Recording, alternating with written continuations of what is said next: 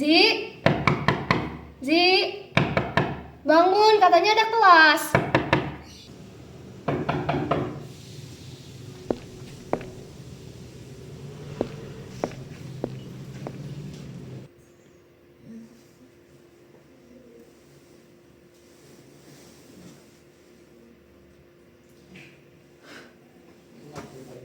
Gila, gue telat lagi.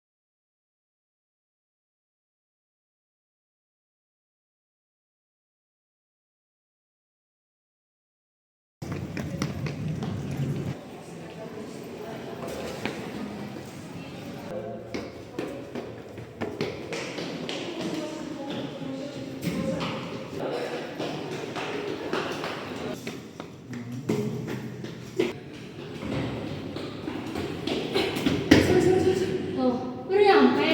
Iya, tadi macet banget ternyata. Biasaan sih nonton drakor terus. Perhatiin dong, fokus listriknya. Duh, gak perhatiin lagi. Tadi buru-buru banget soalnya. Aduh, awas tuh tagihan. Duh, bawel banget sih.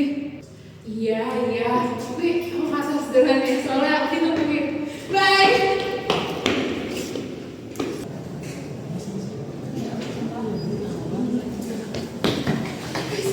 Sorry. Tadi macet banget di sana. Macet apa kesiangan? Dua-duanya sih. Enak banget deh lu kayak gini-gini. Udah. Ini nama sesnya udah datang. Katanya sih dia tadi udah di parkiran. Yaudah yuk, langsung aja yuk.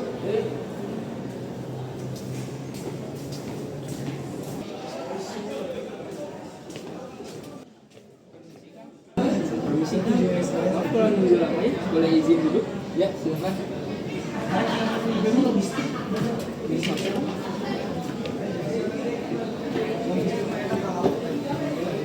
Oke, kita mulai ya. 3, di sini Kang.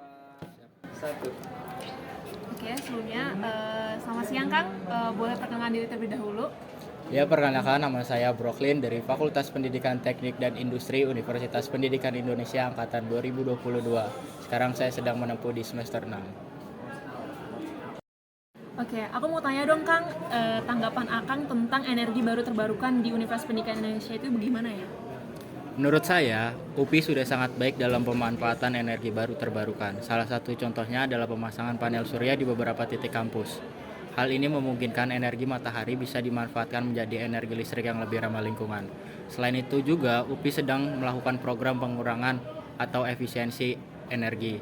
Salah satunya dengan pemasangan lampu dengan sensor gerak, dan juga beberapa kelas tidak dipasangkan AC ataupun kipas, melainkan menggunakan ventilasi udara yang ukurannya cukup besar. Jadi udara dari luar bisa memungkinkan masuk ke dalam ruangan kelas.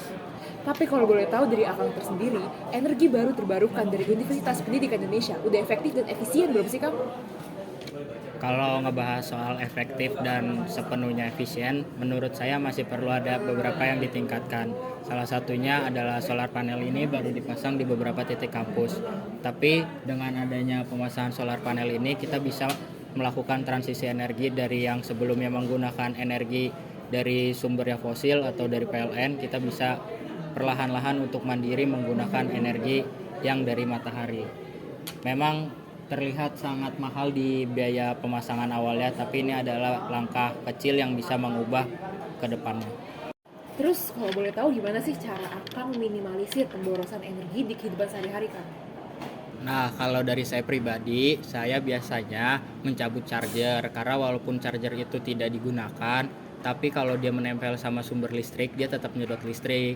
Nah, selain charger itu saya juga mencabut elektronik lain seperti rice cooker ataupun laptop. Dan juga kalau cara saya ketika siang hari seperti ini, kosan saya kebetulan menggunakan kanopi yang transparan. Jadi cahaya matahari bisa masuk ke dalam kamar saya. Jadi tidak perlu menyalakan lampu selama 24 jam penuh. Dan sebelum saya berangkat ke kampus atau keluar dari kosan saya biasanya mematikan lampu terlebih dahulu. Nah, intinya kebiasaan kecil seperti ini kalau dilakukan secara konsisten akan memberikan dampak yang besar. Apalagi kalau semua orang di kampus ini punya kesadaran yang sama. Bukan hanya tagihan listrik yang ditekan, tapi juga kontribusi kita untuk menjaga lingkungan akan semakin nyata. Jadi menurut saya, untuk menekan pemborosan energi itu bukan hal yang sulit, hanya soal kesadaran dan kemauan untuk lebih peduli.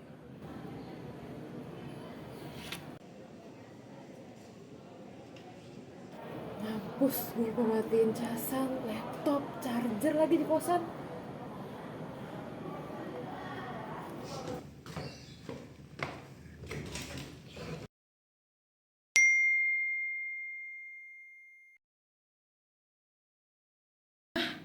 Serius segini gede tagihannya?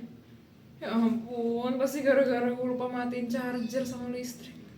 Aduh, gawat nih, baru September udah tekor. Aturan gue lebih hemat dari kemarin ya. Gak bisa gue kayak gini terus. Bisa bangkrut gue lama-lama.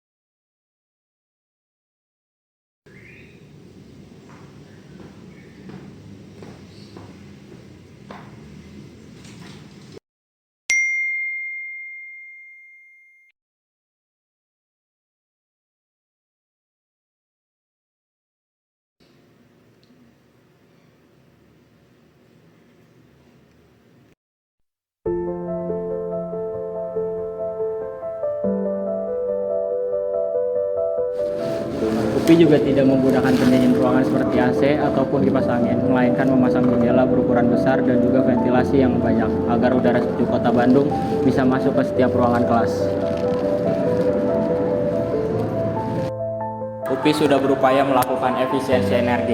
Kita sebagai mahasiswa harus turut berpartisipasi dengan langkah kecil, seperti mencabut charger,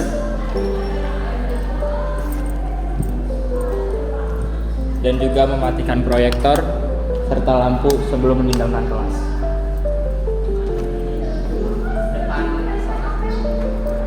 Gedung-gedung baru di UPI juga sudah menggunakan kanopi transparan. Hal ini memungkinkan sinar matahari masuk ke dalam gedung dan menyinari seluruh selasar di setiap lantai. Posisi Indonesia yang berada di garis khatulistiwa membuat kita mendapatkan sinar matahari sepanjang tahun. Hal ini bisa kita manfaatkan melalui panel surya. Melalui panel surya kita bisa mengubah energi panas matahari menjadi energi listrik yang lebih ramah lingkungan. Hal ini membuat kita bisa meninggalkan energi kotor atau energi fosil menjadi energi yang lebih baru dan lebih ramah terhadap lingkungan. Di balik aktivitas kita sehari-hari, kebutuhan listrik terus meningkat. Jika tidak dikelola dengan baik, maka dampaknya bisa merugikan kita beserta lingkungan. Sekarang aku sadar bahwa ternyata hemat energi itu bukan cuma hemat uang, tapi juga investasi bumi. Yuk kita mulai dari diri kita sendiri karena langkah kecil akan berdampak besar. Terang bersama matahari,